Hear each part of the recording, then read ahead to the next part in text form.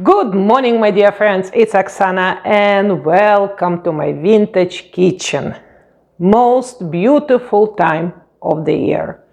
No, it's not Christmas yet, so I'm thinking about the Christmas videos already, but it's a fall time. The fall when we get all these beautiful vegetables and fruits in the markets, in our gardens. I don't know if I can call my house homestead. We only have a little garden. We only grow tomatoes, and I put one giant pumpkin just for fun.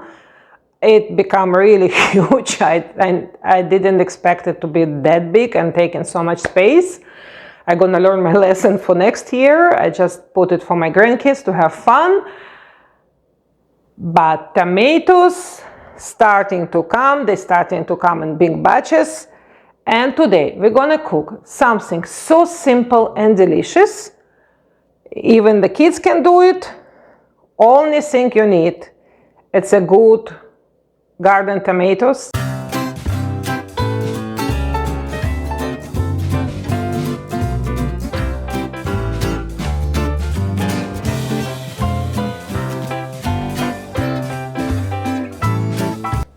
So from each tomato you get like 3-4 chunks. What we do next, we put them in a baking dish with a little bit of overlapping.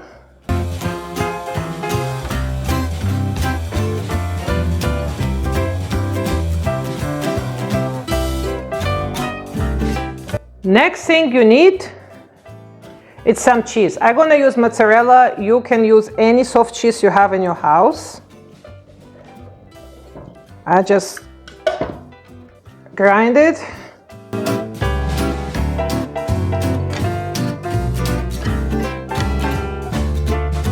Now what we need is small yellow pepper. It's not necessary, but it's always nice to have it for the color. It gives extra color. You finely chop it. The next step, we just apply our cheese all over the tomatoes.